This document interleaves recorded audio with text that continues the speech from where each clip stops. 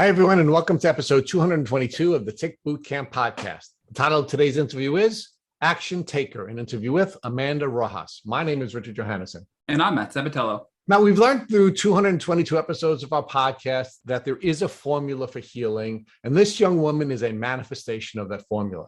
You have to have body intelligence, meaning you have to listen to the signals your body has given to you. You have to control your mind, and you have to find the courage when controlling your mind to take action. And Amanda, if nothing else, is an action taker. Rich, Amanda talked to us about how she had over 70 symptoms due to chronic Lyme disease and how she got them down to 5. She also talked to us about neurological herxing and specific tools she used to overcome the struggle. Finally, she talked to us about her body being in a constant state of fight or flight and how she was able to bring her nervous system down to a state of normal and to get her quality of life back.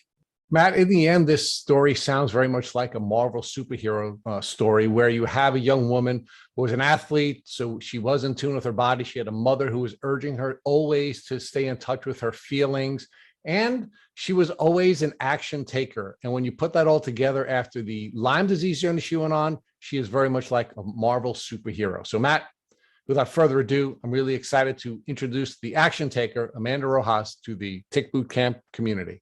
Hello, Amanda Rojas, and welcome to the Tick Bootcamp podcast. Hi, I'm so excited to be on. Thank you guys for having me.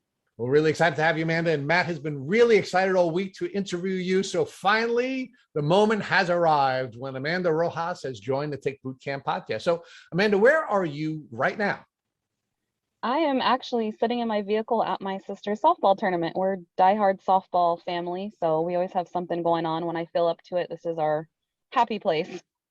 Well, that's wonderful. And I have to tell you, you've created a little bit of a happy place for me because you have a New York Yankees hat on. And although our listeners will not be able to see that, if your goal was to make me happy, you've achieved that by wearing your New York Yankees hat. So Amanda, so you're at a softball game where, in what state and what part of the region? Where are you? So I am in Phoenix, Arizona. And talk to us about Phoenix, Arizona. What is it like to live in Phoenix, Arizona? It's always hot, as people always probably hear. It's not like the movies where you see the Western towns, and it's a very busy city, lots going on, lots to do. People are always going and nonstop, basically. So are there really tumbleweeds in Arizona? I mean, a few here and there, but not really. I mean, I don't really notice them. Again, I just had to get my bias out right away. So Amanda, talk to us about what you do in Arizona. So I work from home now, thank gosh, which we'll get into obviously a little bit more, but I work from home part-time. I am married. We just had our first son. He's 9 months old. So that has been a handful. Thank you. So not sleeping and just trying to get back to somewhat of a routine currently. Okay, talk to us about your wife. What does she do? She works for a large corporation. She works for American Express. So she's also currently working from home since the pandemic. All right. Call center gals. You and she and your son are all getting used to one another since he's come into this world. Yes. So Amanda, talk to us about your background. Where you're from and what was it like growing up where you grew up? So I'm from Tucson, Arizona, which is a few hours from where I'm at now. It's a smaller city. I've always played sports and been very active, and I'm a fixer. So I'm the person everybody goes to, and just nonstop, always working multiple jobs, coaching softball, playing softball, very involved in sports, and just come from an athletic family and always on the go. So talk to us about your educational experience. What was school like for you first as a child and then as you grew up? So as a child, same thing, kind of always in sports, every 3 times a week, going to sporting practices and tournaments. And as I got into high school, I did move from 8th grade to high school. So that was pretty hard for me. That was kind of a changing point in my life. But I really enjoy it here now, and I wouldn't change that for the world, but also kind of sports. And that's when now, if I look back, I noticed that I started to maybe have some issues and symptoms that could have possibly been part of this that I never knew at the time. Major stomach issues. So my senior year in high school, I mean, I was finding any reason to skip school, not go to class, but I'm that overachiever and I mean, some people may say brown nose, whatever they say, but I always made it right with the teachers and did my lessons and did what I had to do to still pass my classes. So, All right. Well, we're not going to focus on you sucking up just yet. Let's just focus on let's focus on your time as an athlete, right? I mean, one of the things that we do as athletes is we try to hack our bodies so that we can perform at the highest level. So talk to us about the kinds of things you were doing. What were you learning about your body, and how are you making changes in how you used your body so you can perform athletically at the highest level? so I think now I know obviously a lot more and things that I shouldn't have probably been doing, but a lot of working out with minimal food, or back then, I mean, we all ate hot Cheetos for lunch or a pretzel with cheese. We didn't have very good nutrition, but then you're working your bodies to its limits. You're lifting weights, you're going to after school activities, you're going to your club activities after that. So I think just working it too hard and not providing the nutrition it needs really kind of played a role in things too. Okay, so you were learning about nutrition, you were learning about how to develop your body, and as part of learning that, first as a young child and then as you grow older, did you ever learn anything about how to protect yourself from injuries in sports? I don't think we learned a ton except for the basic. You need to stretch or warm up before you just get out there and get going. But there wasn't a lot of talk on that. Okay, what about safety equipment? I mean, you said you're a softball player. Did you play any other sports? Softball was the main sport, but I mean, I've played other sports. I'm pretty athletic. So, in classes or if you get together with your friends, we did other activities, but softball was my go-to. So, okay, as a softball player, you wanted to make sure you didn't get hurt, and you want to make sure no one else on the field had gotten hurt. So there were a number of different pieces of equipment you would use. For example, you'd wear a helmet. You would wear, I guess, as a softball player, you'd wear a face mask. Your pitchers would have shin guards and face masks on. So there were a number of different pieces of safety equipment that you were trained to use, and you were able to perform at a high level despite using, so that you wouldn't get hurt. Correct? Correct. And were there any other precautions that you were taught during your time as a softball player? For example, there was a circle where you would warm up, right? And you would be able to swing the bat so no one else would get hit with the bat, right? There were a number of different rules that were put in place that would keep you safe and keep other softball players safe, correct? Yeah, lots of those things. Okay, so now as part of all of these different safety precautions, you were trained, for example, when you were taking your warm-up swings, or, you were either a catcher or a pitcher or a batter. You were given all kinds of safety instructions and safety equipment. Did any of the safety tools that you were given during the course of your athletic training teach you how to keep yourself safe from coming in contact with ticks or tick diseases? I don't think so. I mean, being in Arizona, it's something people just don't talk about. I can't tell you how many people till this day say, how do you get Lyme disease? We don't have ticks here. They don't know that there's other, now I know we probably should have been wearing some natural essential oils or bug sprays or different type of things to protect us, that here, I mean, most people still take it as a joke. So I wish, unfortunately, Arizona was the only place where culturally people believed there were no ticks and there was no Lyme disease. But, I can tell you that we interview folks from all over the country and all over the world, and that same perception is true there as well. So it's not unique for those of you who are from Arizona. Are you called Arizonans? What is someone from Arizona called? I think that's what they call us. All right, so it's not unique to you Arizonans. I mean, quite frankly, even here in New York, there are many people that say in parts of New York we don't have Lyme disease, even though, quite frankly, we're the tip of the spear. So, Amanda, talk to us about in your education. Now, did you take any health courses? Did you take science courses? I mean, was there any of that type of education offered to you in Arizona? I mean, I had tons of health courses and physical education courses that included the health science classes, some college classes that also, entailed the health classes and courses. All right, so during any level of education, elementary school, junior high school, college, did you learn anything about how to protect yourself from vector-borne diseases, whether they be tick bites or scorpion stings or spider bites or mosquitoes? I think the only thing that we even touched on is mosquitoes because that is big here. But again, nothing that they can carry these diseases or tick-borne illnesses, anything like that. It was just touched on, West Nile virus is what everybody talks about here. Right. So, Amanda, talk to us about when your symptoms first began. You began to reference that earlier in the conversation where you said that you started to have some GI issues when you were a high school student. Talk to us about that.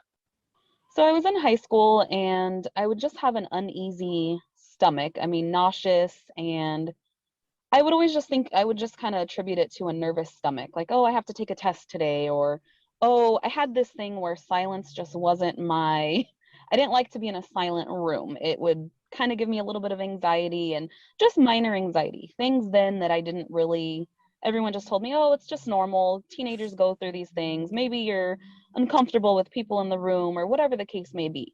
But I couldn't find a common denominator, I guess, to see what caused those issues. It was every day, every single morning. And of course, any stomach issues, every doctor's like, oh, it's just irritable bowel syndrome. I'm like, but I don't have those type of symptoms. So it was just brushed off. Okay. And so talk to us about how your symptoms developed during the course of the next few years and how they were impacting your life.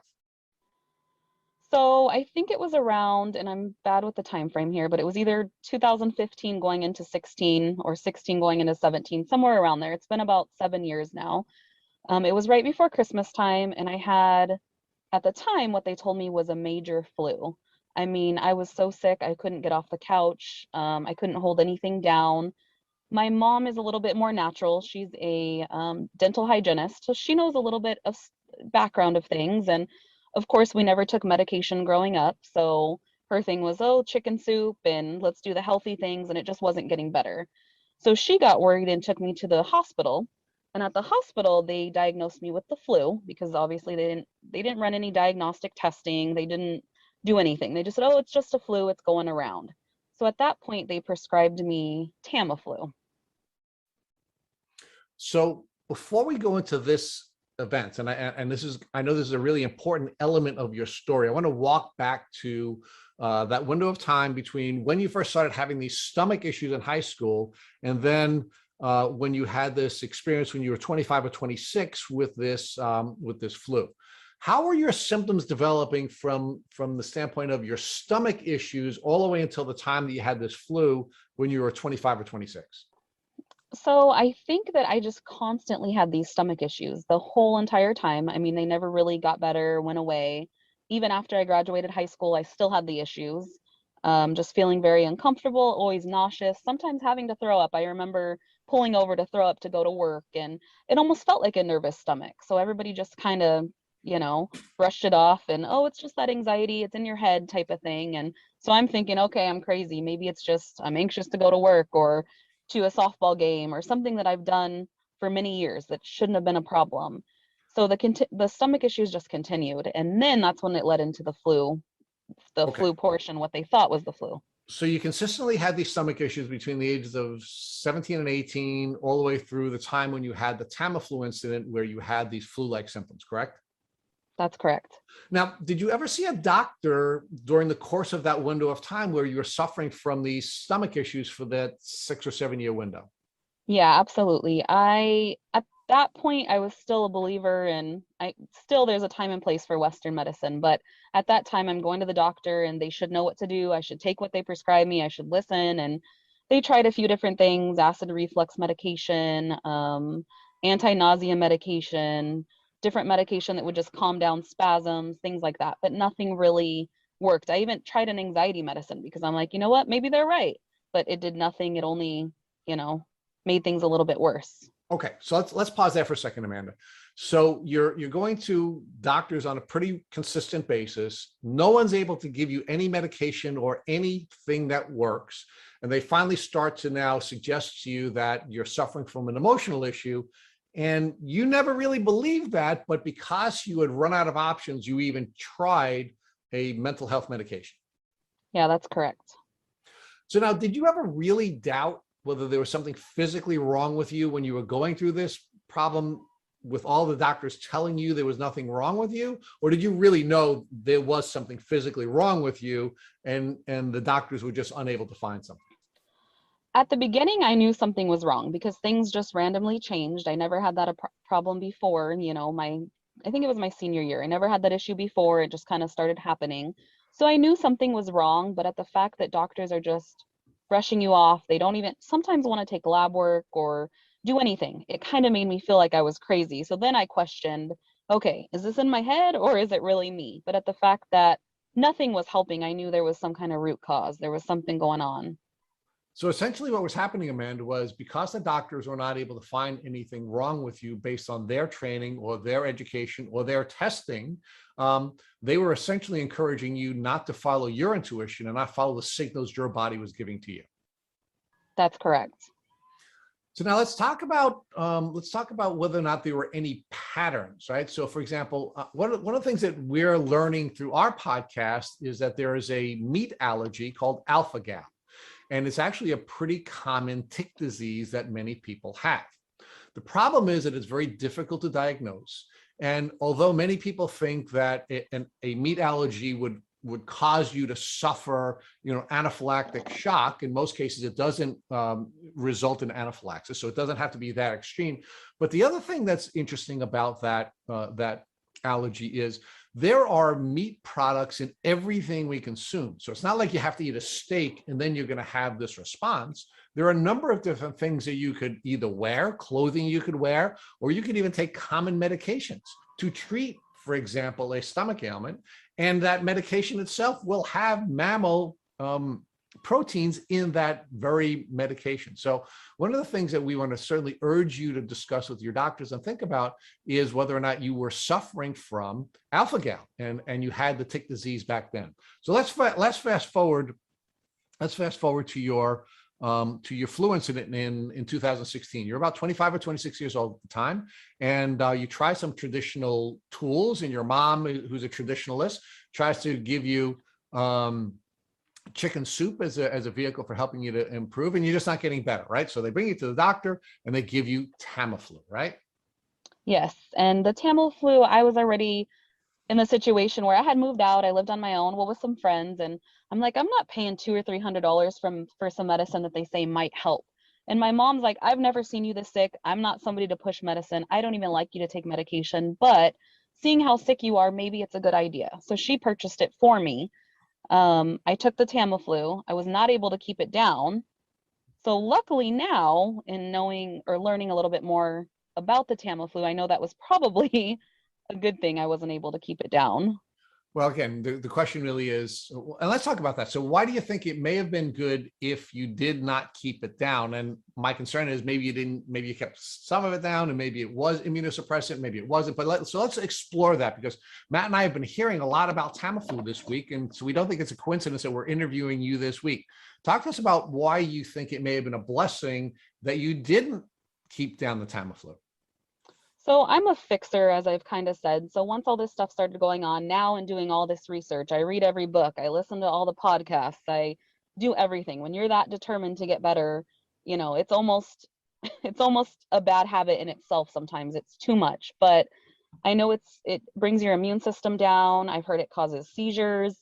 I've just heard a lot of different horrible responses from people who've taken Tamiflu, contributing to autoimmune disease, just different types of things that this medication can really do. And they just push it and push it and push it out to people.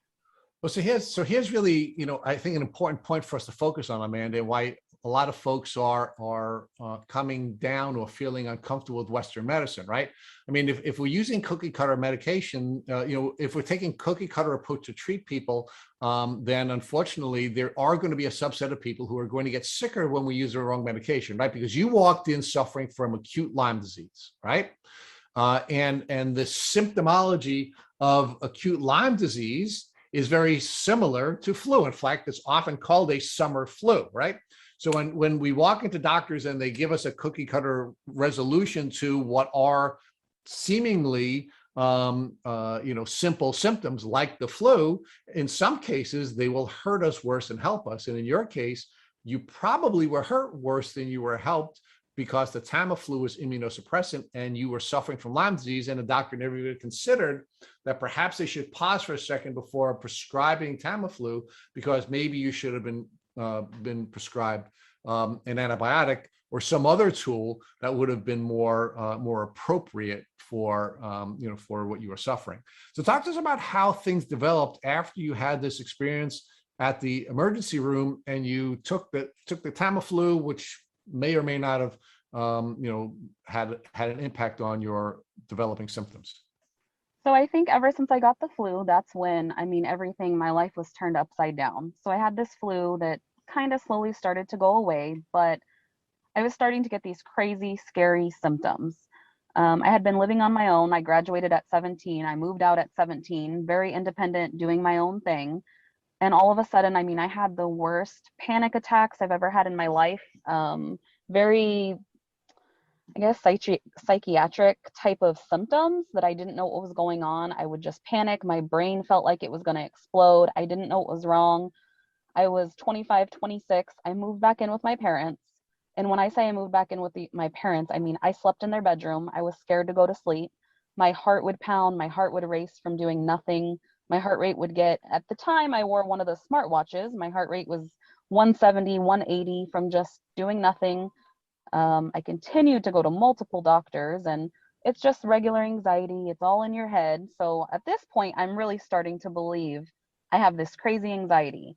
I'm getting ice pick pains in my head. My brain feels like it's on fire.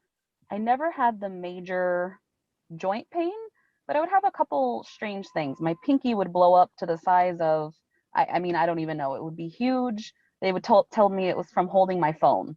So I'm like, okay, all these weird random symptoms that just completely started. I was just so sick. I mean, I ended up being bedbound for a while. So, Amanda, give us some detail about how these developing symptoms were impacting your life. You gave us the end piece, which was you were ultimately bedbound, but talk to us about how it was impacting you sort of on a day-to-day basis, first socially and then professional. So socially, it was really hard because people don't understand. I mean, even the people who tried to understand but didn't, that was huge for me because it totally changed. I would be invited to places. I stopped being invited by my friends to places because every time it's like, I'm sorry, I can't go. I don't feel well. So they're just assuming from there on out that I'm just never going to invite her because she always says no. My best friend till this day, I mean, now that she has something going on, she just apologized. Like, I am so sorry. I never really understood why you would always say no or why you couldn't go. Or so socially, it was just, I mean, I didn't really have a social life at that point. I was still working. I would roll out of bed, barely get ready, go to my call center that I worked at. I don't even know how I functioned. Sometimes I don't even remember what I was typing, what I was saying, what I was doing.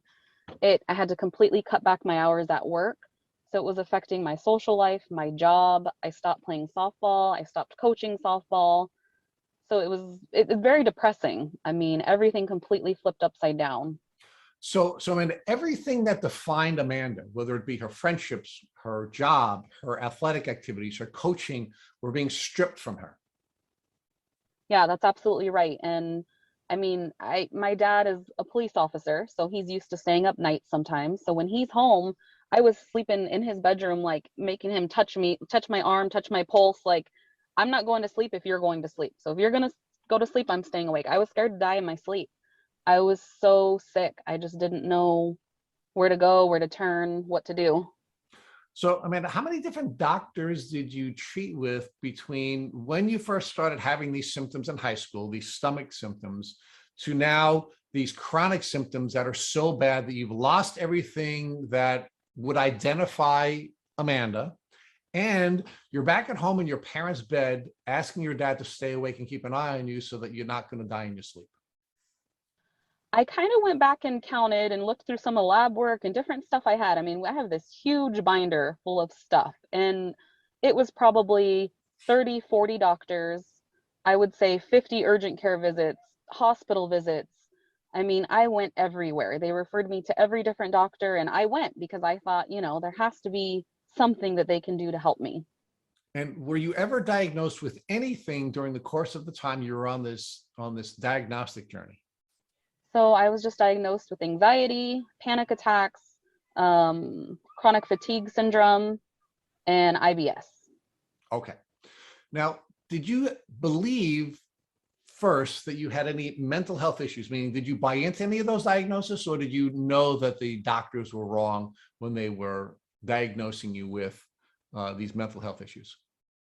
So I think my saving grace with that would be my mom. My mom suffered a brain tumor when I was really young. So she's kind of always taught me, you know your body, you need to be an advocate.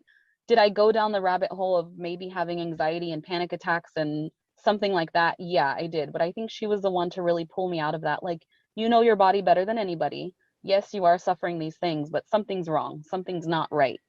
So that was kind of my, I guess, way of holding on to some sort of hope. Like, these people who love me and see me every day just are like, this isn't you. Something is not right. It's physical. It's not just mental.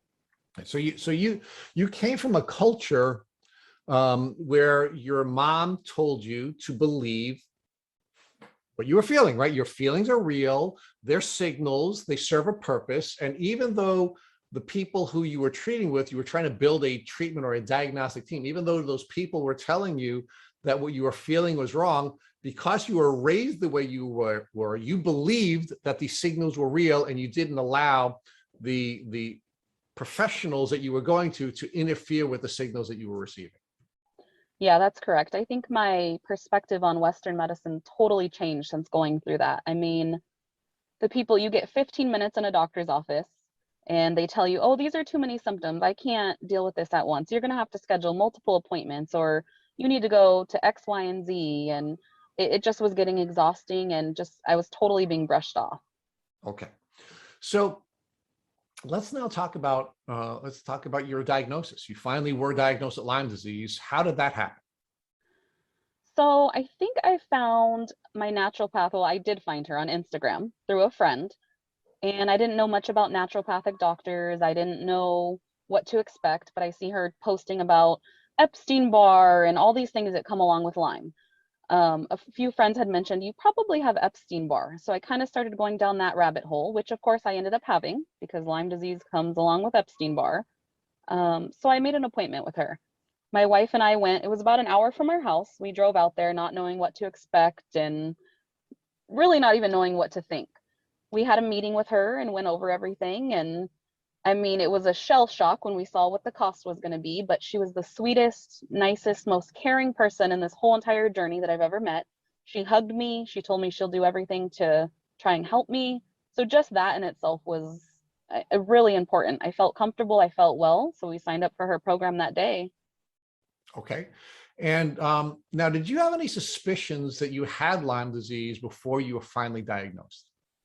So I was playing a lot of Dr. Google and reading and doing everything that I could. I mean, I had major neurological issues, so it was kind of hard to, I guess, process what I was reading. I would try to do audio so I could try to listen and hear. And a few times Lyme disease came up, mold illness came up. So I asked my doctor about it, and multiple doctors, oh, that doesn't happen here. That, it's Arizona, we don't get that. But one doctor did actually test me. And it came back negative at the time. So on this diagnostic journey, before you found your naturopathic doctor, you were tested for Lyme disease and it came back negative. Correct. Do you know what test the doctor used?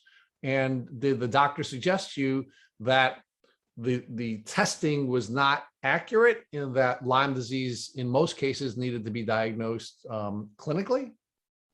So this wasn't even actually my regular doctor. I was trying all kinds of different primary doctors and different things. And he was a very nice, sweet man. He ran everything that I asked for. But he actually said, you know what? I don't even know the CPT code for this. I don't even know if this is the proper test. I've never ran this before. But because, I see you're in my office crying, bawling your eyes out, asking me to run it, I'm going to do it for you. And looking back, I don't have those labs still, but it definitely wasn't a Western blot. There were not the 40 bands. It was just a simple negative is all I saw. Okay. So something was telling you that you may have had Lyme disease, and you were asking this doctor for a particular test, and he said, okay, I'll give you the test, with the caveat that he knew nothing about the testing and nothing about the disease. So What did that tell you after you got the negative test? Did you still think that Lyme was possible, or were you writing off Lyme as a diagnosis at that point and moving forward with trying to determine if you were suffering from something else? So at that point, I had no idea about Lyme disease. I'm thinking, they test things in your blood and it comes back, and that's the only answer it could be. So I was continuing down my list, checking things off, and my mom and I would do our research and read and try all these other different things. And then I came upon mold. So I was at the point living in my parents' house. My friends were still living in the house that we were renting. And I remembered we had a water leak under our kitchen sink. So I had asked them, and at this time I didn't even know the proper mold testing either. I was so new and just trying everything we could. So I had them go get some testing plates from Home Depot, and it came back with mold, sure enough. So now I know that all adds to this issue. All right. So, and it certainly does. And it's important for us to focus on that, Amanda, because one of the things we've learned from Dr. Rawls and actually Dr. Phillips, both of whom are experts in the Lyme community and authors, that very rarely would someone go from a tick bite to an acute illness to a chronic illness. But there are circumstances where people will go from the bite to the acute to the chronic illness, and that is situations where there is immune disrupting events in their lives, such as mold. If you're living in a high mold environment where you have that microbe load suppressing your immune system, you could have suffered a tick bite and you could have become chronically ill in that very quick path. So let's focus on that for a minute. You're living in this mold toxic environment that you didn't know you were living in at the time. Do you recall that you were engaging in some activity where you could have come in contact with a tick bite just before you got sick and you had that flu experience? So the only thing that I can remember is my best friend who lived with me had a son. I think he was about 5 or 6 at the time, and he had what looked like ringworm. That's what he was diagnosed with. So a few months later, I had something that looked kind of the same. So I just took it as, we live in the same house. I mean, I hug this kid, I probably just have ringworm. But that was right around the time I had the flu and everything going on. So I don't know if that was my bite or if it was indeed the ringworm. So I do not remember seeing, the bullseye and knowing 100% that was a bullseye. Well, and of course, one of the challenges, of course, with ringworm or any rash is that, there are a number of different presentations of a Lyme rash. Many people don't get a rash at all, but in many cases, and we've heard this on our podcast repeatedly, people have had Lyme rashes, but they weren't a traditionally classic Lyme rash, and it has been misdiagnosed as ringworm, even by dermatologists. So that, having made that personal misdiagnosis yourself or the personal assumption yourself would not have necessarily changed even if you went to a doctor and had a doctor take a look at that rash that you had at the time. So, all right. So Amanda, let's move forward. You now find a naturopath and you now get your diagnosis. How did the naturopath diagnose you, and what tools did he, she, or they use to help you come to a conclusion that the prior doctor who had tested you for Lyme was wrong and that this doctor was now correct with the diagnosis? So we went forward with the treatment plan, and she kind of targeted, she didn't tell me at the time, and we've kind of become friends, and she's like, I don't want to just test her for Lyme if there's these other underlying issues that are just bringing the immune system down. Sometimes fixing those issues will help the Lyme. So her plan all along was to kind of address the EBV, the Epstein-Barr, getting me on a more anti-inflammatory diet, gluten-free, dairy-free, all these things organic that we hear most of us Lyme patients eventually go on. So we worked on those for, I would say, probably about 6 months. And I was definitely seeing a little bit of improvement, but we just weren't getting to where I wanted to be. So she said, okay, we're going to go ahead and do a Lyme test. We use Vibrant Labs, but she did tell me it was important to kind of provoke it a little bit before the test. So we did a lymphatic draining type of procedure. She did that on my body, and then she sent me right away to get my blood test. And at that point, I came back with Lyme disease and a few different co-infections. So Amanda, I find it interesting that your naturopath didn't want to address Lyme first, and she first wanted to look at Epstein-Barr virus, when to my understanding, Epstein-Barr virus is really an opportunistic virus that you get it after you have mono as a child, and it becomes reactivated if your body is weakened or your immune system is weakened. So it seems like focusing on Epstein-Barr, which is probably the consequence of something else, is sort of the opposite of approach that I would have taken. So, I mean, what are your thoughts on that looking back? And I can agree on that. She is not a Lyme literate doctor. She has a little bit of knowledge on testing for Lyme. Actually a coworker, another doctor who worked in her office who had Lyme disease. So that's the only reason she had a little bit of background on it. But now going forward, she actually married a man with Lyme disease. She's learned a ton. She kind of implements that now, but I absolutely agree with that. Knowing now, I wouldn't have gone for the Epstein-Barr first. So Amanda, talk to us about the Epstein-Barr treatment you got. So it sounds like you were addressing Epstein-Barr first before you even looked at Lyme. What was the treatment you got from your naturopath for Epstein-Barr virus? So Epstein-Barr virus kind of seems to be my arch nemesis because I still struggle with the Epstein-Barr. It's chronic, active. It always seems to stay high, but I've done monolaurin. I've done, oh my gosh, what else did we do? Vitamin C, IVs, different types of things like that to try to target this virus. But my body loves to hold on to it, I think. So we're finding that reactivated Epstein-Barr virus is becoming something that is a pattern in a lot of chronic illnesses. So for example, COVID long haulers, they're finding that many of them have reactivated Epstein-Barr virus, and that's why they don't recover after having COVID. And with Lyme disease, in fact, we had Gina Vales, who's this fitness guru, super healthy individual, who had Lyme, overcame it, came down with COVID, and as a result, developed her reactivated Epstein-Barr virus and had to hit the Lyme and Epstein-Barr super hard. And when I say hard, I mean she really went at it from a holistic approach pretty aggressively, and she's been making some major progress. So do you think that there's a pattern here where if Epstein-Barr virus comes on the table, that should be an indicator that something else is going on, whether it was a trigger from COVID or you have an underlying bacterial infection like Lyme disease and many of the co-infections and viruses that can go along with Lyme? Do you think that's a pattern that people should be aware of in probably more of a mainstream medical environment?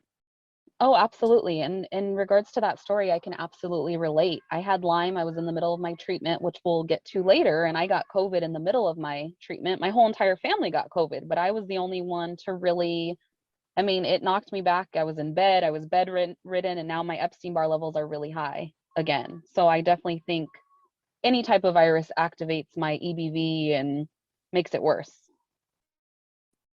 So let's pivot over now to your Lyme diagnosis. So thankfully you kept being persistent, and this naturopath who really wasn't Lyme literate ran the test, and it sounds like Vibrant Labs, it came back positive, correct? Yes, my Vibrant lab came back positive for Lyme and some of the co-infections as well. Amanda, what were those co-infections? Do you recall which ones? On that particular test, it was, I know Babesia was one of the main ones, and Rickettsia, I believe, showed on that as well. I also did a hair analysis that came back with a few other things later on. All right, so let's definitely come back to that hair analysis as we get to that part of your journey. But I do want to focus on the provoking the bacteria before running the test, which we've heard before, and that I think is something that is really helpful. We know Lyme testing is not accurate, and many doctors will say to do things to bring out the bacteria before testing, so your body's mounting an immune response, which gets picked up on these blood panels that we get run for us for Lyme disease. So we've had people tell us that they will do exercises, they will jump on a trampoline to get their lymph system moving. They will do whatever they can to bring out, infrared saunas, for example, to bring it out and provoke it to come out into their bloodstream. So you mentioned you did this lymphatic drainage protocol before getting your test. Can you give us more detail? Exactly what did you do to provoke lymphatic drainage before your testing, in case others think they might have Lyme or have a clinical diagnosis of Lyme? They can try this method before a test to try to get a positive lab work in front of them to prove they have Lyme disease. Yeah, absolutely. So leading up a couple of days to this lymphatic drainage that we did infrared sauna. So she wanted me to make sure to do that. That's when I started. I mean, that's still a weekly practice for me, but that's kind of when all that started. We did the infrared sauna, probably 2 or 3 days. And then she had a machine called a LympStar. And it looks like it's like two metal with glass coverings.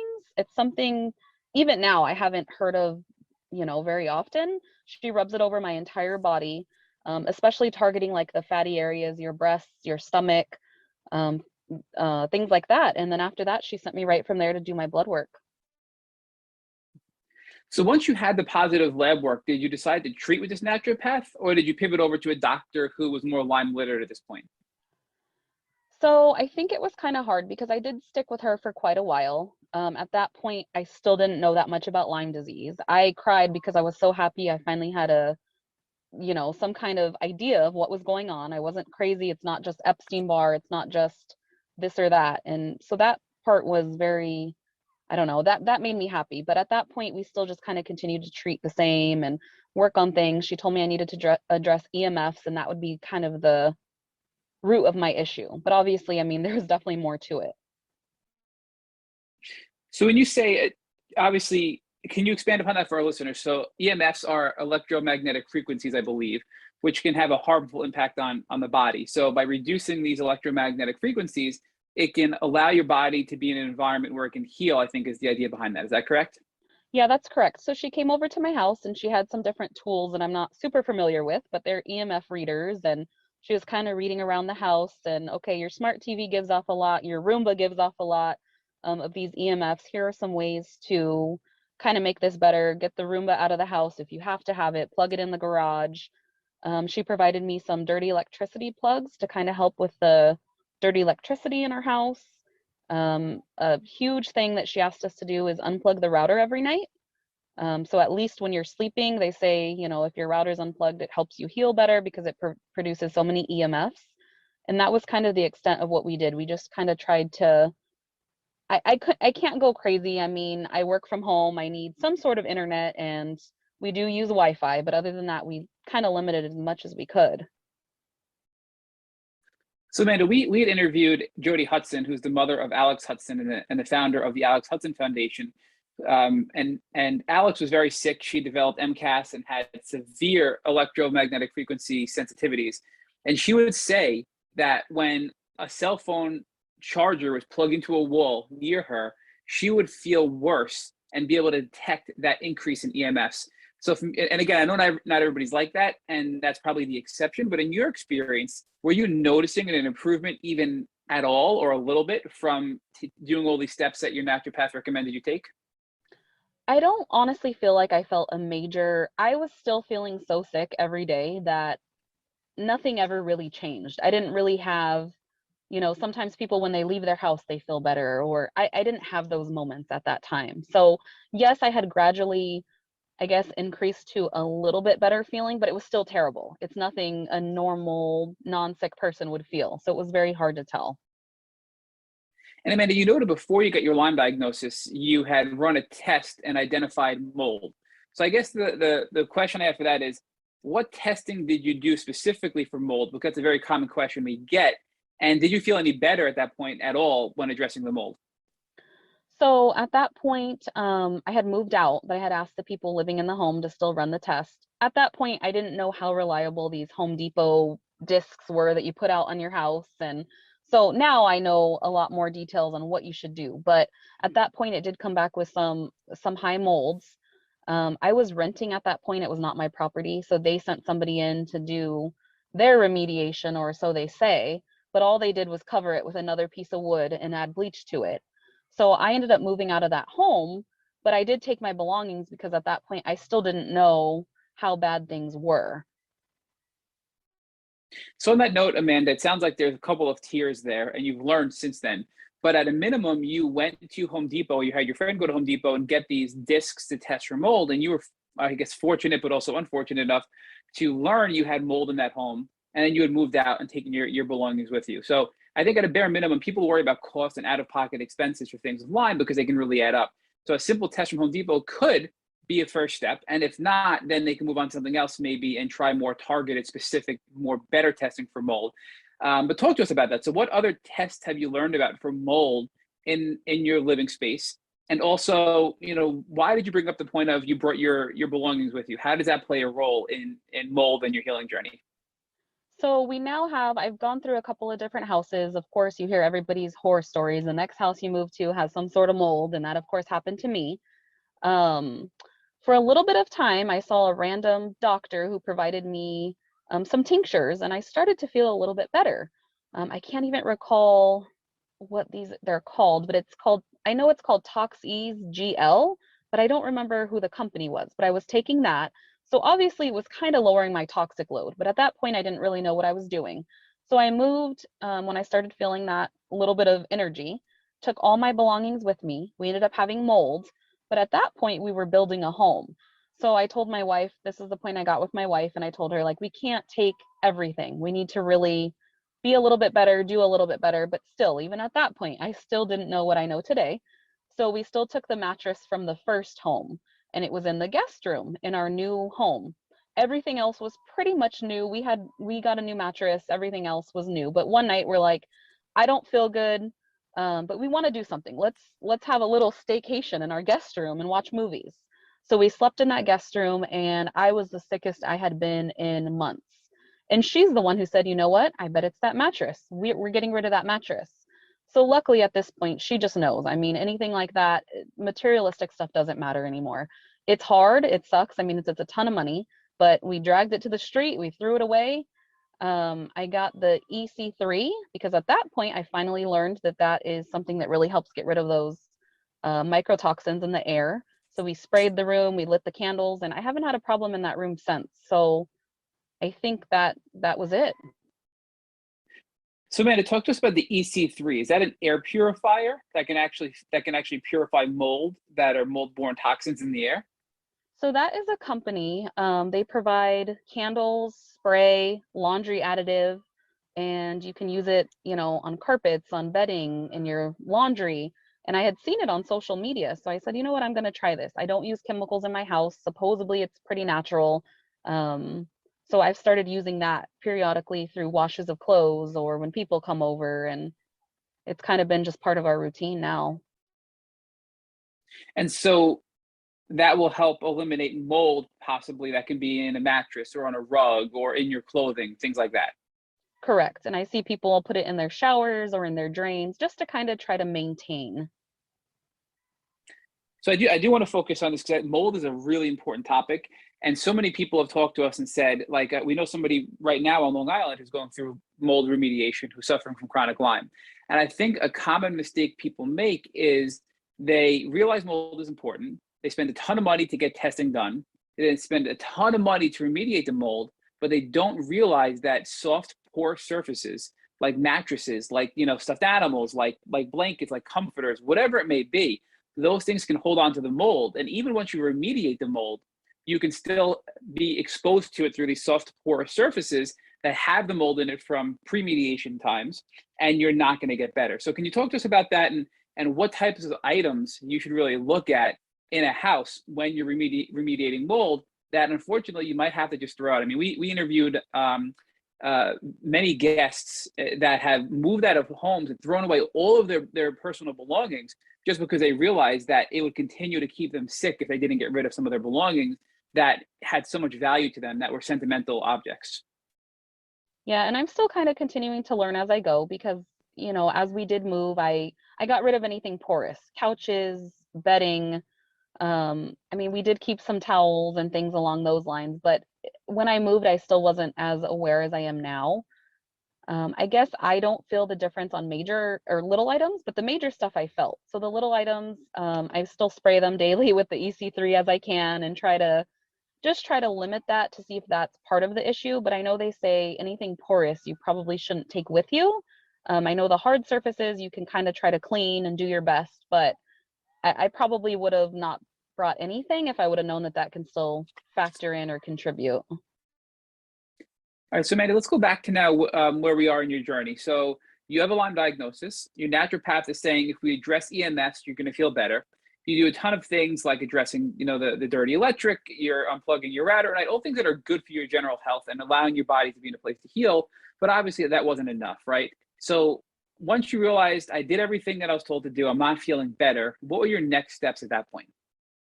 So I was seeing some progress and difference. I had gained a lot of weight, like a lot of Lyme patients do, for no reason. I mean, I didn't eat totally unhealthy, but now I know a lot more about nutrition. So I had gained a ton of weight, working with her, changing my diet, the inflammation, that was a huge game changer. So I was seeing a little bit of progress, but it still wasn't enough. I think around that time, that's actually when I came across this podcast. So I was listening to, I can't, let me think. I don't remember what month it was, but I heard Ashley Bellinger's podcast. And I said, that's the place to be. I have to go to LymeStop. I really resonate with this woman. She's saying I think it was her cousin, somebody had Lyme and went to LymeStop. And she's like, I thought they were crazy. It doesn't sound like anything that's going to work. But at that point, I'm like, I'm detoxing like crazy. I'm taking every supplement. I'm eating gluten-free, dairy-free. There's nothing more that I know that I can do. So I heard her podcast and I said, I'm going to try that. So I called them up, and I'm just kind of a doer. When I want something, I just do it. It was expensive. I figured it out. I scheduled an appointment that day, and that's kind of my road to LymeStop. All right, so Amanda, before I definitely want to focus on LymeStop, and we're so happy you listened to the podcast and you were inspired by Ashley Bellinger, and it seemed like that really helped you, and we'll get there. But there's two things I want to address before that. So the first one is you talked about diet and detox. So, you know, I was in a very similar boat where I didn't realize the role that certain foods played in inflammation and not allowing your body to heal. So what tips and tricks did you learn from your naturopath to change your diet to just reduce inflammation and allow your body to be in a better position to heal? So at that point, it was still kind of just basic changes, no gluten, processed foods, doing our best to buy. I don't eat red meat. I've never really been a fan. So it's just been chicken. So she said that that's probably a better option anyway. So you're not getting that more digestive issues. So it was just pretty much chicken and vegetables is what I really changed to. I don't do caffeine, anything like that. So just changing low anti-inflammatory foods.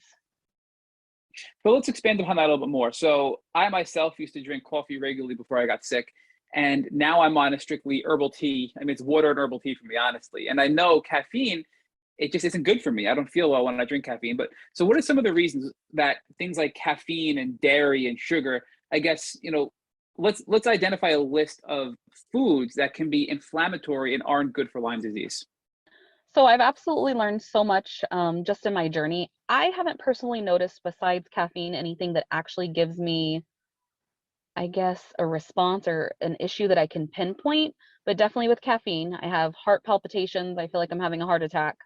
The heart palpitations are so hard. I can't even do anything hardly or focus. I know dairy is very, very inflammatory. So she told me it'd be really best to cut that out. So I did. Cheeses, milks, everything. We don't do any of that at this point. And I'm trying to think, no sugar, no refined sugar at all. That is the only one that I kind of can notice I feel inflamed the next day if I have refined sugars. So Amanda, now let's pivot over to detox, because you did mention you have a pretty rigid detox protocol that you were on with your naturopath before going over to LymeStop as well.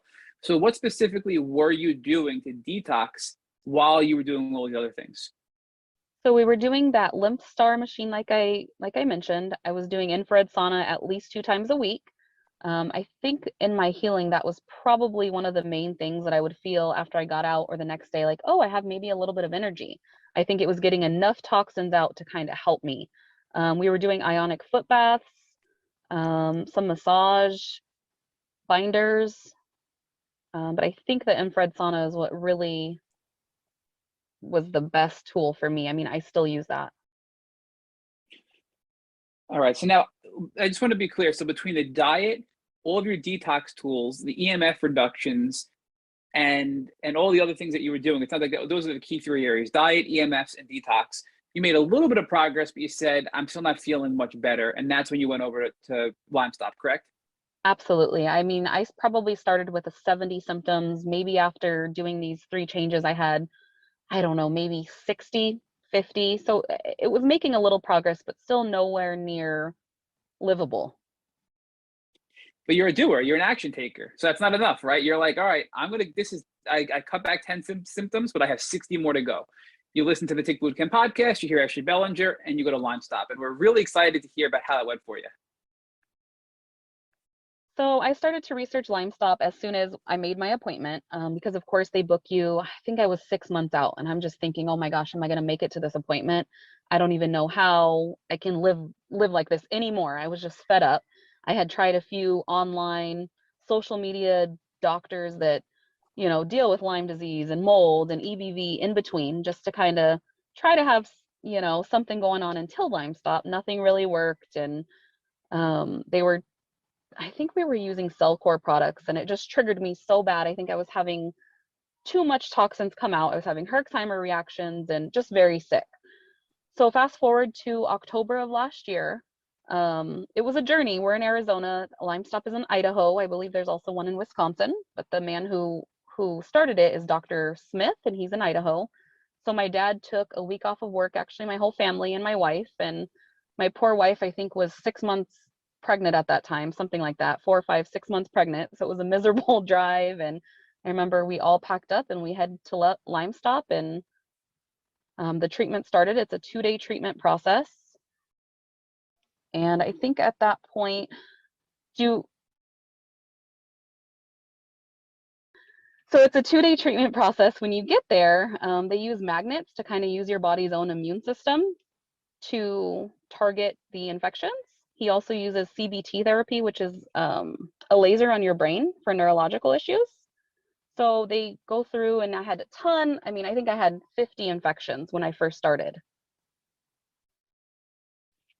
So talk to us more. I know in the past people have told us that some of the things that they use at LymeStop are more proprietary.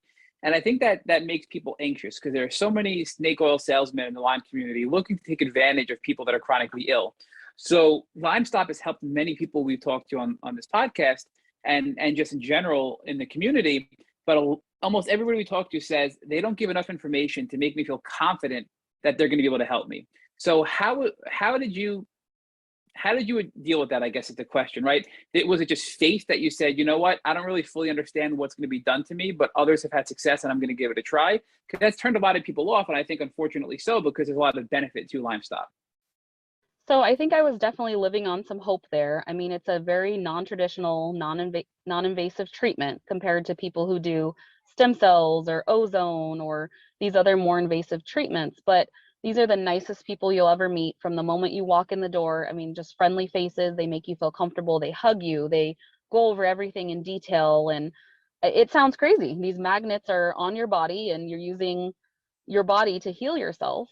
It does sound crazy. And I was just living on, I guess, hope and faith and the doctor's word at that point. But they do make you feel very comfortable, and they promise to do their best. And the doctor's very honest and upfront. If he thinks he can help you, he will tell you. If he thinks there's something that he doesn't know, he will tell you he doesn't know. And I really respect that, because other doctors think they know it all, or they talk about these different things and then they're like, oh, you could never have that, or I know how to treat that, or he's just a very honest man. And it was a really good experience. So Amanda, let's drill in more on some of this stuff. So you mentioned that you've had 50 infections when you went to LymeStop. How did you know that?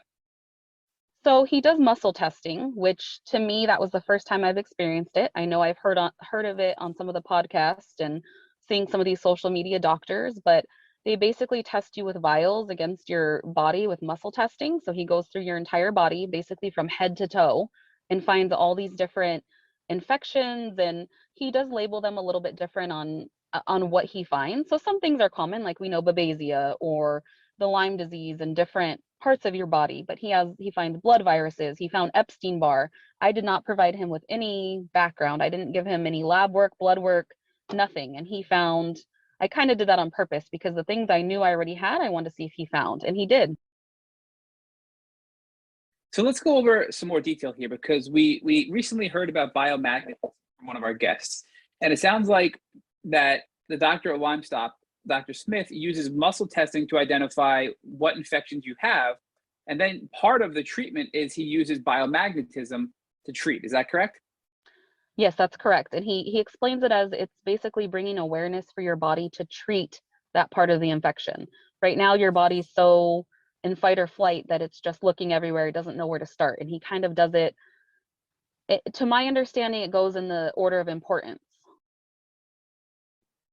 So, yep, and we've heard that same thing where it literally the muscle testing will result in the thing you need to address first, and then you're going to treat that with biomagnetism first. And then once you treat that using biomagnetism, the next thing pops on the muscle testing, and then you treat that, and it prioritizes what you need to treat first and last. But I think you said something powerful here, which is really relying on your body's own healing power. And I want to make sure I understood it correctly. So did you say that it allows you to bring awareness to your body to treat these things, on its own? Is that what you're saying biomagnetism is? So absolutely, that's how they explained it to us. It brings that awareness to that particular point. I mean, for example, he found Epstein-Barr, I believe he found it in my liver. So that was one of the spots where, okay, it's going to bring awareness here and work on it and start to lower these infections. He also uses supplements to kind of work alongside. They also have you do major detox as well. So I'm just trying to get a picture here of all the components of biomagnetism before we go on to the CBT and other topics of LymeStop. So it sounds like it's multifaceted, that you're using supplements to boost your body and your immune system and help also kill some of these things that you got going on in these infections. Then you're actually bringing awareness to your body so your body can naturally focus the immune system on targeting these things that are going on in your body. And then the third piece is the biomagnetism itself actually will kill the bacteria, right? So is that accurate? To my understanding, that is exactly it. I mean, there's still a little bit unknown for me, but seeing the progress I've made, I'm just like, you know what, this guy's a miracle worker, and that's what I took from it, and that's exactly how I understood it. So with the biomagnetism, we know obviously it helps bring awareness to your body to treat these infections, but the other part of that is it actually will kill the infections as well. How does it do that? So how do these magnets being placed on your body actually kill infections in the human body? With that one, I really just trusted what he said. I, to be honest with you, don't even know at this point. This is my analogy to everybody. If a doctor told me eating a scorpion was going to help me at this point, I'd do it. So I trusted this guy. I mean, he made me feel welcomed. He prayed with me. He hugged me. He made me feel like a human, unlike a lot of these other doctors. So I just trusted him. I trusted his story. I trusted all these testimonials I read online. So I just went with it.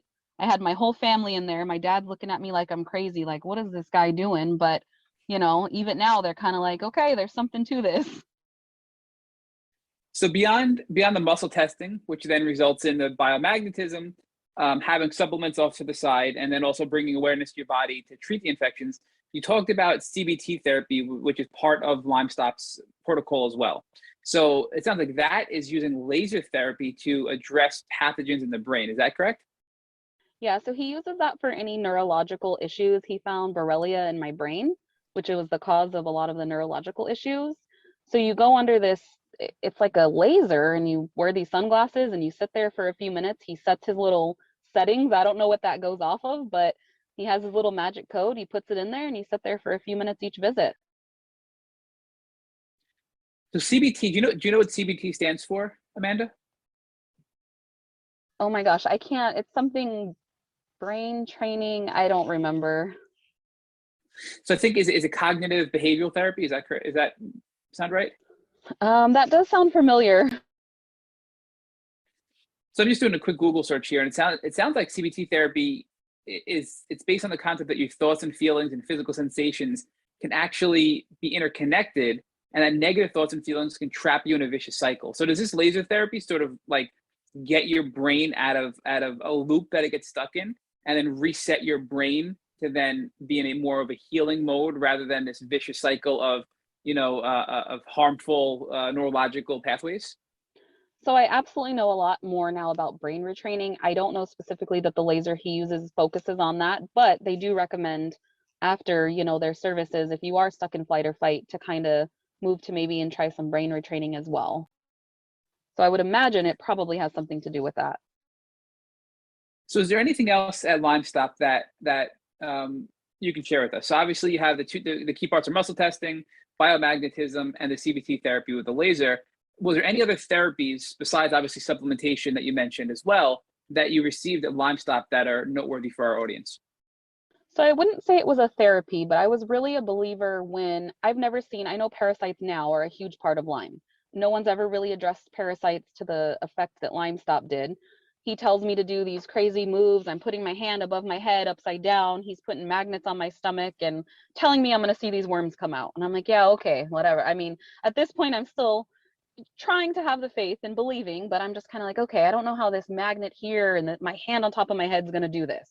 So, and I tell you, 2 weeks later, I had the craziest, whatever they are, tapeworms, parasites, everything coming out of me. So at that point, I'm like, okay, there's something to this. He knows what he's talking about. And that was kind of my turning point to see those. So I'm trying to get a visualization here, Amanda. So it sounds like your hand on your head.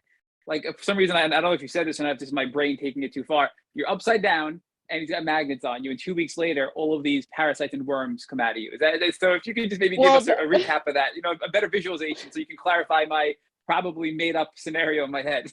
You're pretty close. It'd be pretty cool to be upside down, but my hand is upside down on my head. It's something to do with and you know what, forgive me, I don't know the science behind this, but something with the negative charge and positive charge and the different sides of your hand, I believe. And it works with the magnet. So my hand is upside down on my head. I'm standing upright and he has magnets in certain parts of my body. So that's kind of how this treatment goes. I mean, my little sister's 13. She's in this room like, oh my, what did you pay for? This is the weirdest thing I've ever seen, putting me on her Snapchat and what is this lady doing? But I mean, but it worked. Yeah, it's working. So, and I think it all comes down to that our bodies are made up of electricity. And I think there's a lot of stuff we still don't fully understand, but can have a really powerful impact in our bodies to heal.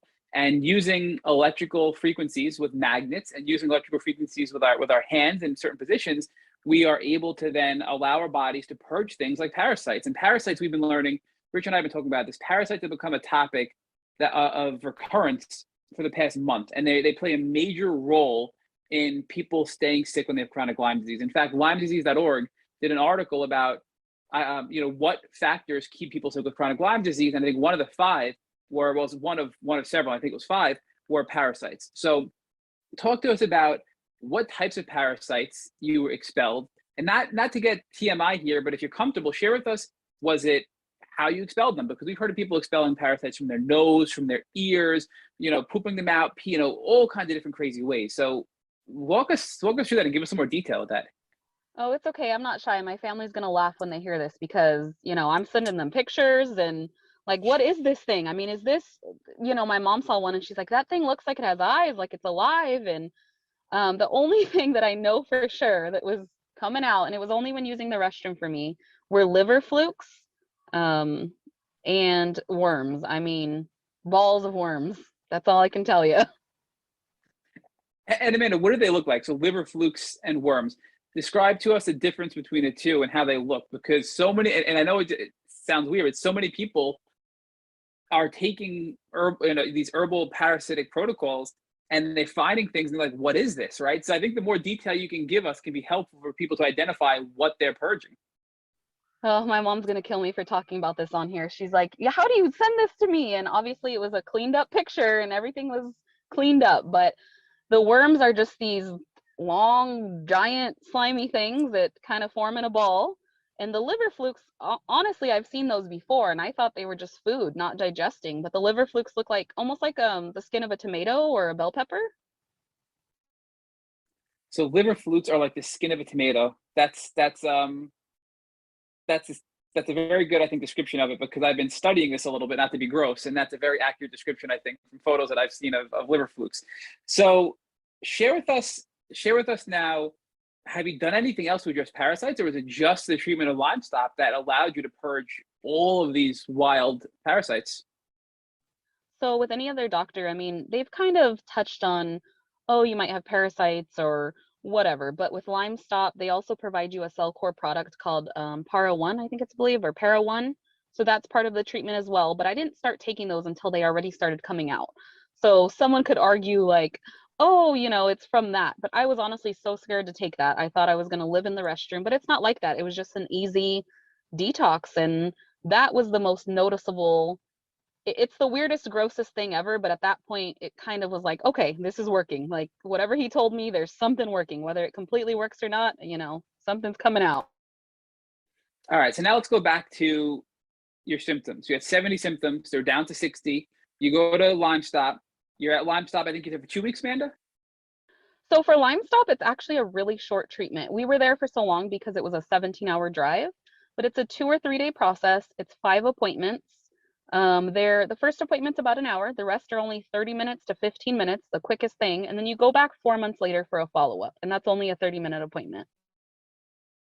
So when you left LymeStop, were any of your symptoms gone at that point? So you went from 70 to 60, you leave LymeStop, where's your health at that point? So leaving LymeStop, I didn't really know what to expect. I had a little bit of energy. I was able to walk the park and kind of check out some of the stuff there with my family, which sometimes I can't even walk through the grocery store. So that was nice, but I didn't have the amazing healing that a lady I was in there in a wheelchair and she could walk when she left. I mean, I've heard these amazing testimonials. I didn't have that. I went through the major detox. Everyone always asks, they're scared to go because of the detox period, but I can tell you, I didn't experience anything that I haven't experienced before. It's just retracing to bring back some of those old symptoms as they're leaving your body is kind of how they explained it, as the infections are leaving your body. So I definitely had some old symptoms that I've never had, or I haven't had in a long time, I should say, because my symptoms have always been ever changing. And let me think.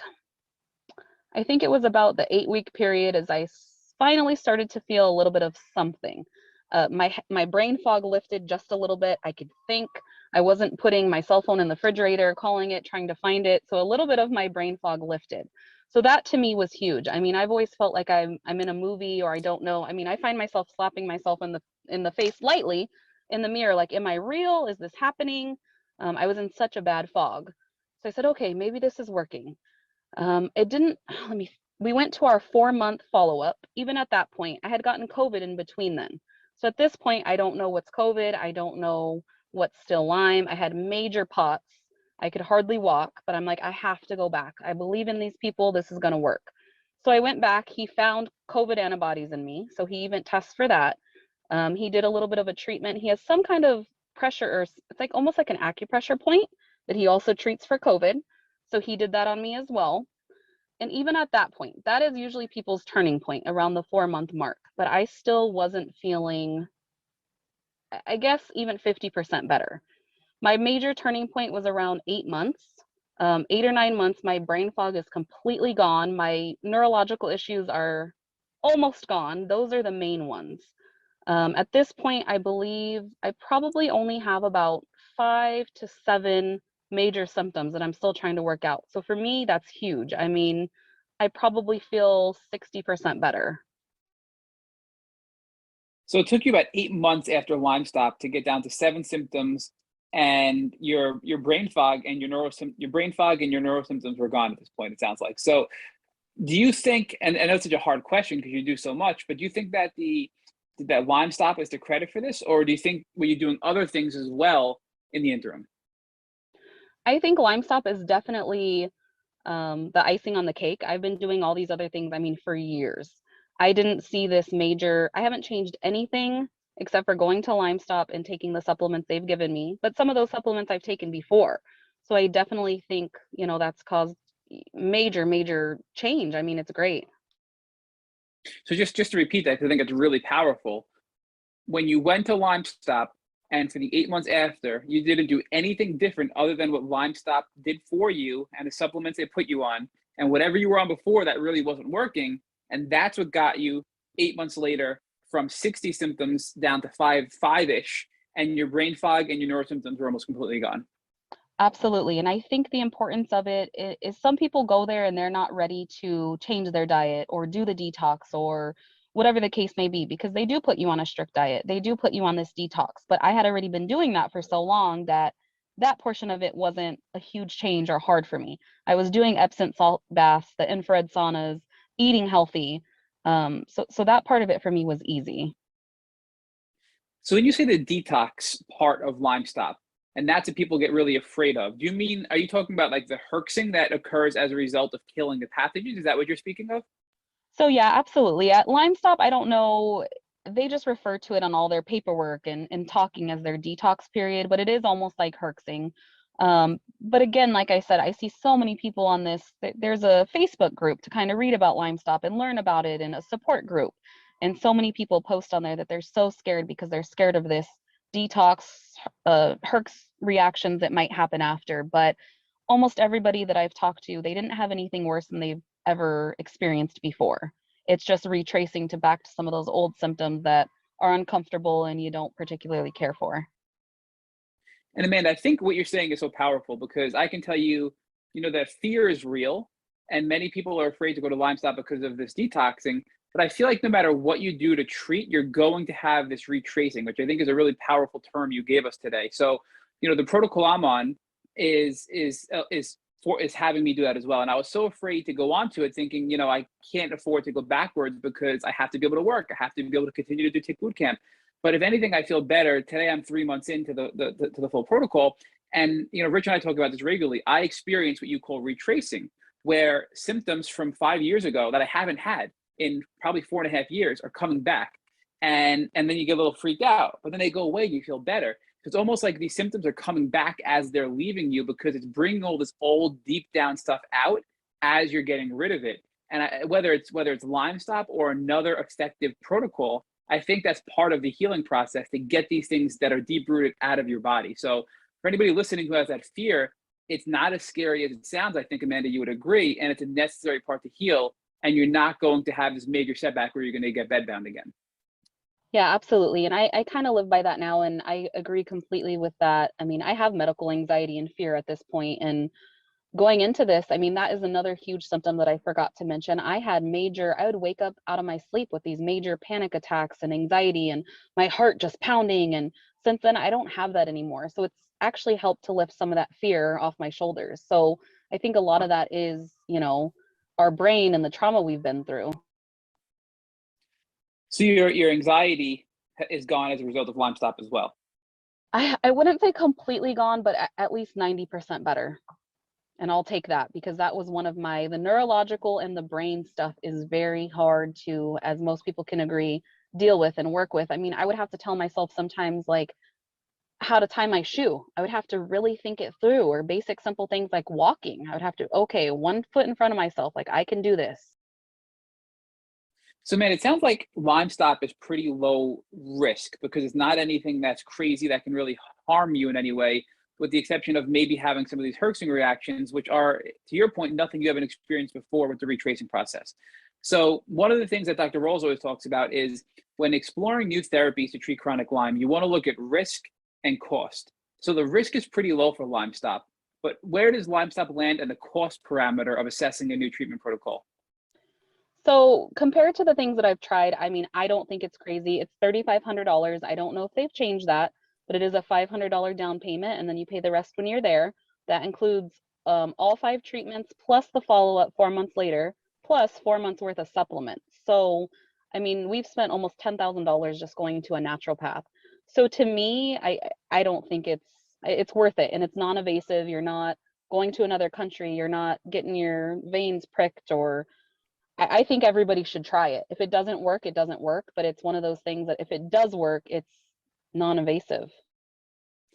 And in comparison to other therapies, we've heard people spend, we've had people treat with some of the best Lyme doctors in the world and spend $60,000 in 3 months and not get any better. So when you're talking $3,500, and that includes 5 treatments, your initial consult, supplements, and your follow-up, I think that's pretty affordable considering a lot of the alternatives to try, and the risk is pretty low. So before we move away from LymeStop, is there anything else you want to touch on LymeStop that can help our listeners who are considering going to LymeStop as a potential tool to help them heal from Lyme disease? I definitely know that it's on YouTube. I can't remember the exact name, but Dr. Smith, if you just look him up with LymeStop, he did a great podcast with somebody who does have Lyme disease but never had major symptoms. He kind of explains his journey and what he went through, and kind of the same as everybody going into it. I didn't know what to expect.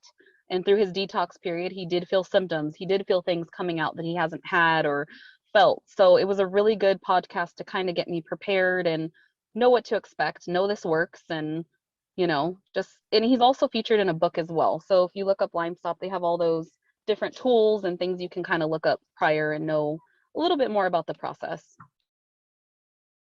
So I also want to talk to you about brain retraining, because I know from our offline discussion, you are using the vital side brain retraining to heal your limbic system. So talk to us a little bit about how that got put on your radar and how it's been going for you? So in a lot of these groups, and even in my LymeStop group, I'm posting, I do feel a lot better, but here are my, 5 to 7 remaining symptoms that are still bad. These are still some of the bad ones that I really want to see go away. What are you guys doing for these? Who's still experienced these? Or what is your solution with that? So a lot of people suggested brain retraining. A friend actually sent me the Gupta program just to kind of get an idea before I purchased the like the whole paperwork and the guidebook and did all that, because these are expensive. I mean, they're $300-400, and to someone that may not sound a lot, but people who are treating, and we're spending thousands and thousands of dollars on supplements and all these different things, it adds up. So I kind of took a look, and I just couldn't follow the program. It wasn't modern. Nothing against Gupta. I've heard amazing things. People have great success, and I looked at the DNRS program, and I'm a more modern person. I have to be interested in what I'm reading or what I'm listening to, or it just doesn't resonate with me. So I guess with kind of looking through this stuff, Lindsay from the Vital Side pops up on my Facebook or Instagram. I can't remember. And she was so lively and vibrant, and her energy was just great. And I guess I felt that more than these other programs I had looked into. So I looked into her program. I watched her little video on her story. She actually had Lyme disease and healed with brain retraining. I have a friend who actually healed herself completely with brain retraining, who was in a wheelchair. So I'm like, I have to try this. So I started the program. It's about, I can't remember how long the training period is. I think it's a few weeks that you need to you have to at least do the few weeks of this program before you start doing it. And they promise within about 6 months, you'll see results. So I've been working that. I do it now with having, a 9-month-old baby. It's pretty hard, but these are things I can do when I'm taking a bath or when I'm in bed, going to bed. And I do these practices and lots of visualizations of seeing yourself and what you want to do. And since doing these and LymeStop, I mean, it's not anywhere where I used to be, but I get to go to the park every morning and go for a walk, whether it's a 2-minute walk or a 10-minute walk. It's something that I was not able to do. So I think the brain retraining is huge. Your brain's just been stuck on fight or flight for so long that it doesn't know how to heal sometimes. So Amanda, Lindsay and Vital Side are I think great. We actually are going to be interviewing Lindsay in a few months. We have her scheduled. And she has some really great videos on TikTok that are really powerful to watch. So anybody listening who's interested in brain retraining, we encourage them to go check out Lindsay and Vital Side on TikTok and even Instagram to explore some of the fun content she creates to show why brain retraining is so powerful in the healing process. But I want to follow up because you said within 6 months, they generally say you're going to be seeing some great results. How long have you been doing this program for?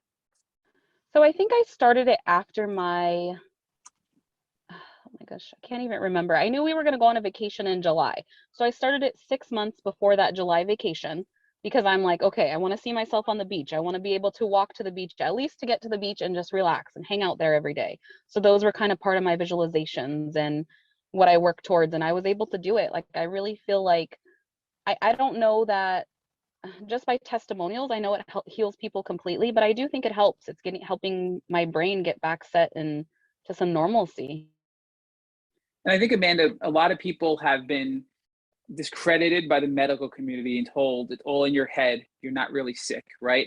And I can tell you 3 years ago, I would have been triggered if somebody said to me, hey, look, it's all in your brain. We could do some brain rewiring and you're going to feel better. I would have been like, you're crazy. I have an infection. You're out of your mind. And I would have been very, very triggered by that. But I think it's important to really be open to this and again, understandably so, based on the way we've been treated for so long to get a diagnosis, we're very sensitive to that. But I think we have to be able to get through that and realize that brain rewiring isn't saying it's all psychological. It's saying that's one piece to your healing. Yes, you have, in your case, 500 infections or had 500 infections. Yes, that's really important. But things that brain rewiring can do, like I'm looking at it's My Vital Side on TikTok. It's at my MYVITALSIDE, and it's Lindsay Mitchell. She talks about real chemical-based reactions in your brain, which do not allow your body to heal from infection. So for example, your body may have an increased production of cortisol, which means you're stuck in fight or flight. If you're in that mode, you will not be able to heal from real physical infections. So I want to be clear, this is not saying it's all in your head. This is allowing your brain to get unstuck out of that neurological pathway to allow your body to heal from everything you've been sick with. Yeah, and I absolutely agree with that. I mean, the limbic system and learning more, I would have felt the same exact way if someone would have told me to do this at the beginning of my journey and being diagnosed. And it's not about it being in your head. It's just your body is so used to being, and I don't even like the word sick, but your body is so used to having all these symptoms and it doesn't know what to do when you don't have those symptoms. So it's kind of stuck in that mode. And she is very enthusiastic. She explains things well. Her videos are easy to follow. She's been through this. And the thing that really resonated with me is I think she was and correct me if I'm wrong on her position, but she was a physician's assistant. So this isn't just some, random lady off the street who made this brain retraining. She has some Western medicine education. She's been through Lyme disease. So that really made it that much more for me. For sure. And so, Amanda, give us an idea of what improvements you have seen using brain retraining, and some things that were lingering that have been able to get a little bit better. And you mentioned, you can walk now for a couple minutes every morning, maybe 10 minutes and go to the park. But what symptoms specifically, whether physical or emotional, have been alleviated as a result of the My Vital Side program?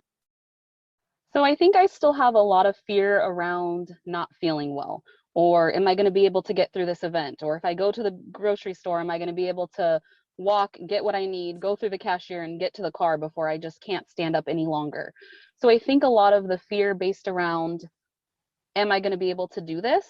I do her visualizations. I listen to an audio recording before like an event. If I have a special event that I really want to go to or I need to be there and I'm feeling anxious about how I'm going to feel or a certain symptom, I'm still experiencing like involuntary movements and twitching a lot, Bell's palsy type of stuff. So those I really retrain and I focus around, and I think it helps to calm my mind before I go to an event. And most of these I've been able to make it through.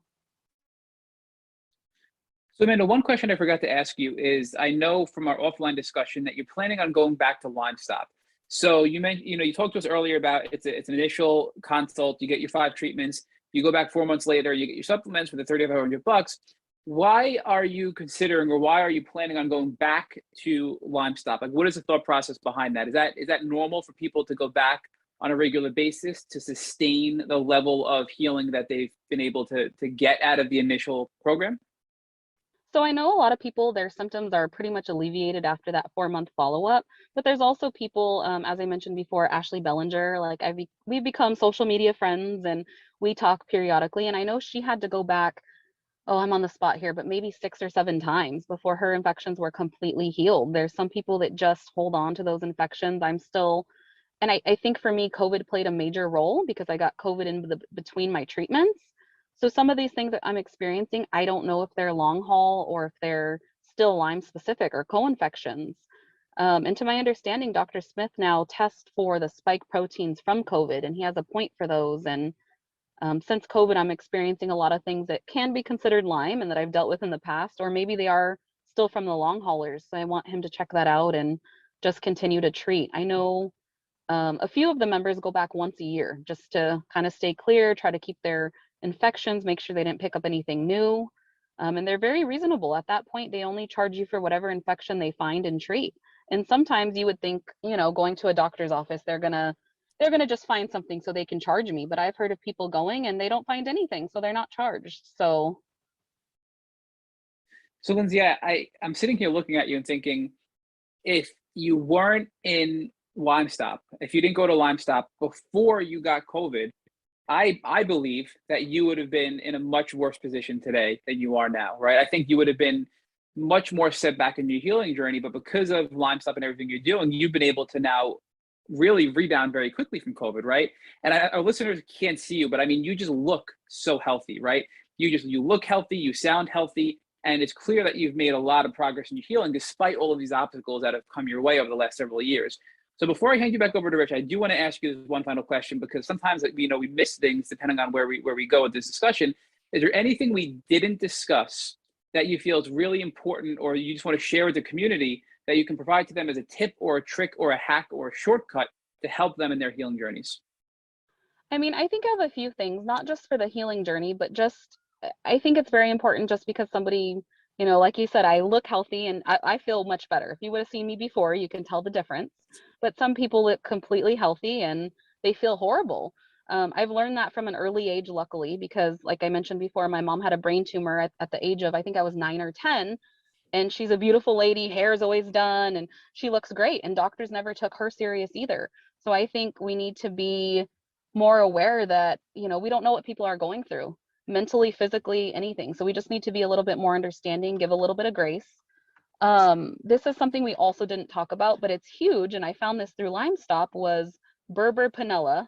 That majorly helps herxes. So I would love anybody who has Lyme issues to give that a try. I'm always scared to try new things. I don't want to make things worse, but so far I've only heard great things.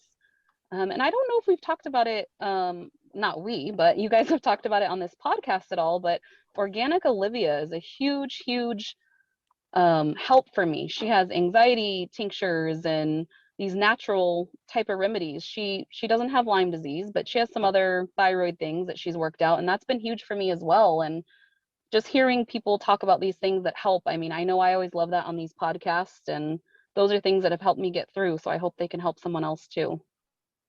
So Amanda, I lied. I'm not handing you over to Rich yet. I'm sorry, because you keep giving us more and more great information that we need to explore a little bit deeper. So Berber panella, we've heard about a lot, but we've never really explored. And I think you're giving us something really powerful here. If a tip, many people when they treat, they're going to herx, right? And there's that balance of, you know, what is it a good amount of herxing? What's not? What's harmful? What's not? Is herxing good? Is herxing bad? And you're telling us that if you're experiencing a Herxheimer reaction, consider taking Berber panella, because for you, that really cut back on your symptoms as a result of herxing from treatment, correct? Yeah, absolutely. And I've never had anything that I've ever tried that anyone's even prescribed or given me. I don't take pharmaceuticals, but in the past I've tried. This is the only thing that, and don't get me wrong, it doesn't take everything away, but it takes the edge off. I mean, there were moments I would think I was going to die. I didn't know what was wrong with me. I was panicking. I felt like I wasn't even in control of my body or my mind. And it's scary to feel like you're going to lose your mind. So during the treatment that was provided to me by LymeStop, and I kept telling, I'll never forget, I kept emailing the lady, Susan, I feel like this. I feel horrible. I feel like I'm going to die. She's like, please just try the Berber panella.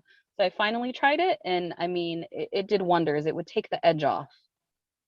So Amanda, I just want to again follow up on that. So I mean, I know I had that as well when I was first diagnosed and I got the IV Rocephin, that overwhelming emotional, that fear. And I think, you know, it's neurotoxins, it's brain inflammation, right? It's toxic die-off. All of those irrational fears that we can look back on once we get further on in our journey. You're saying that Berber panella will help alleviate some of those fears and psychological symptoms that we're getting from a herx. Yeah, I think the neurological inflammation in your brain, I mean, it really helped me. So I also, and that's Nutrimetics, correct? Is that where the brand you get, the Nutrimetics Berber panella? Yeah, that's correct. So the other thing I want to touch on too before Rich picks up is the organic Olivia, because Rich and I have not heard of her. And you mentioned she doesn't have Lyme, but she provides a lot of natural medicine that can help people in the Lyme community. So I guess first, if you know offhand what her social handle is, if you could share that, and what type of natural medication she has that has helped you. So I think it's just organic Olivia. I came across her on Instagram as well. Like you both have mentioned, I mean, Instagram has been my saving grace. No doctor could help me. This is where I found healing options and treatment options and things like that. So I came across her Instagram, and she actually has a podcast, and she talks about, I believe she has some thyroid disease and some autoimmune issues, maybe not disease, but issues. And she creates these tinctures. She's an herbalist. She's a young lady. I think she's maybe 30, and she's just so sweet and so caring. And I don't even know her, but I feel like I could hug her. She has an amazing tincture called Mood Juice, which definitely helps the anxiety. I know it has a lot of the things we hear of on a regular basis. I believe it has kava kava, and some of them maybe have L-theanine, some of these calming herbs, but they're together as a tincture.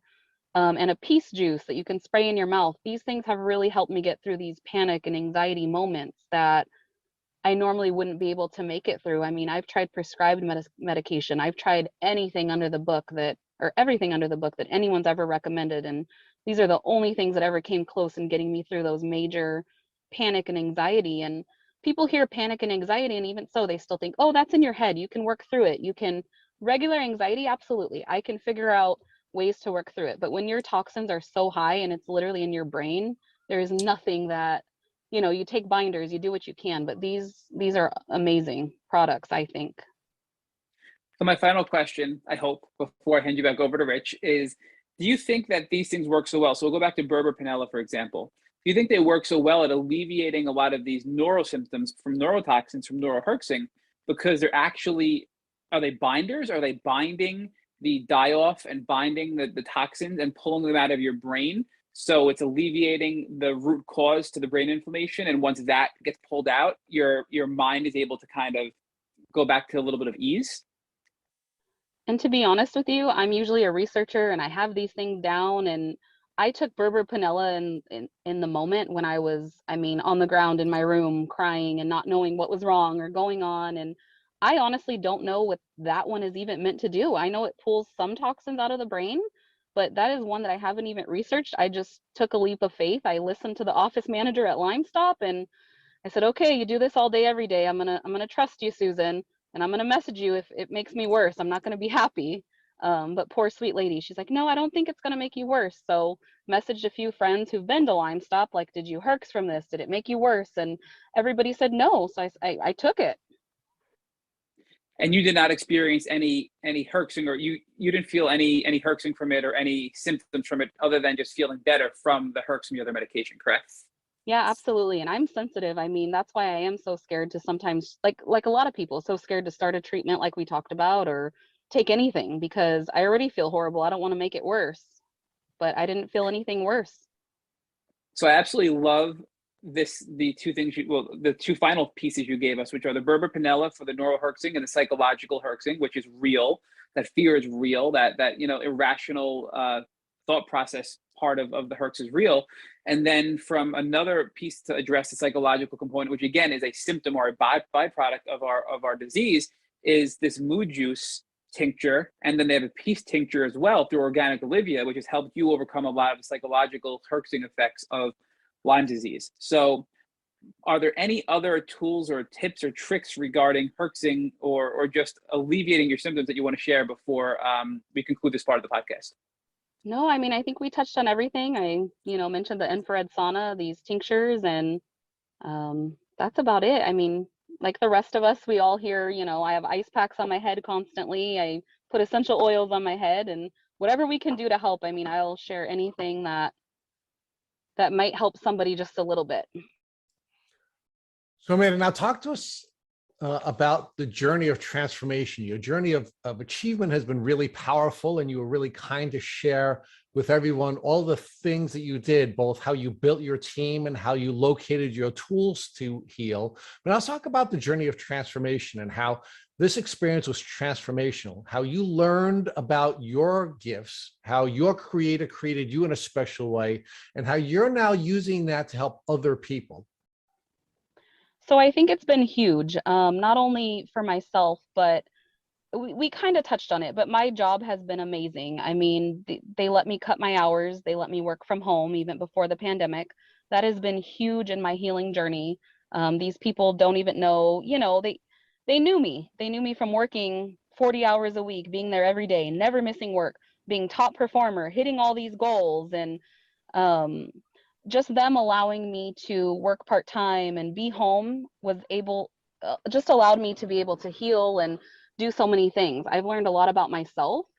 I've learned that I was such a go person. I couldn't sit down for 5 minutes. I was always on edge. Something always needed to be done.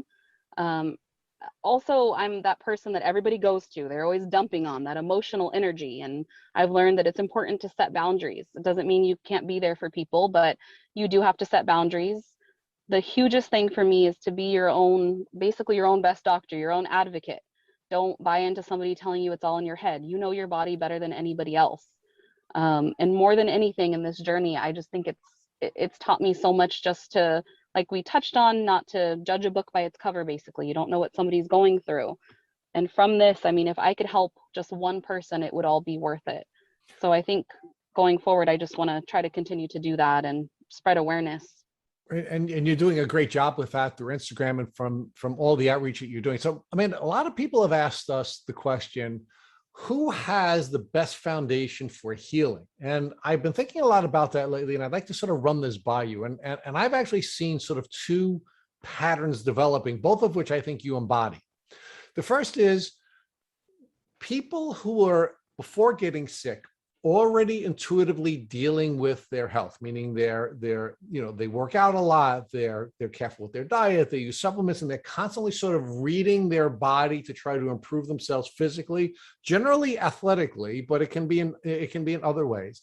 And the other sort of trait that I see in folks who, from a foundational standpoint, generally have earlier success are people who are action takers, meaning they just move all the time. And I have to tell you, of the 220 so people that we've interviewed, I don't think there's anyone who manifests those sort of two personality traits or those two forms of creativity more than you. So can you talk about how perhaps you had, these gifts that you didn't fully understand as well as you do now, that you used as an athlete and you used as a daughter and as a spouse, but after sort of going through Lyme disease, you understood the importance of those God-given gifts and how they were vital to your success in healing. I mean, I think there's a lot to it. I mean, sometimes now my family will probably even say, okay, you know too much, like let us eat a little gluten or let us do what we want to do. But now knowing everything I know, I don't want my loved ones to get sick. I don't want anybody to get sick. I want them to know the foundations of eating healthy and not using these chemicals in your home and switching to more natural products, organic products when you can, that aren't sprayed with weed killer. And I've always been a fixer or a doer. I mean, I'm a go-getter. So, and sometimes the situations I would choose to fix before weren't healthy, but now it's like, I want to help so many people. I want to help people who are just starting this journey and, give them some ideas and some tips, let them know that there's other people there for them. I mean, it's the hardest thing in the world. I can't imagine. I don't know. I know there's harder, but I don't know. Well, Amanda, I got to tell you, you've done an awesome job today, on that prong of your journey with helping people learn from your journey and the way you've articulated so much of not just the research you've done, but the times when you took things on faith was really powerful as well. And I think folks are really going to benefit from hearing the story. So now I'm going to ask you the final question we ask everybody on the Tick Bootcamp podcast. And unfortunately, I have to bring your wife into this in a powerful way. If God forbid, after this podcast, your wife came into the car that you're sitting in right now and she showed you she was being bitten by a tick, what would you do to help her so that she wouldn't have to go through all the challenges you've had to face on your Lyme disease journey?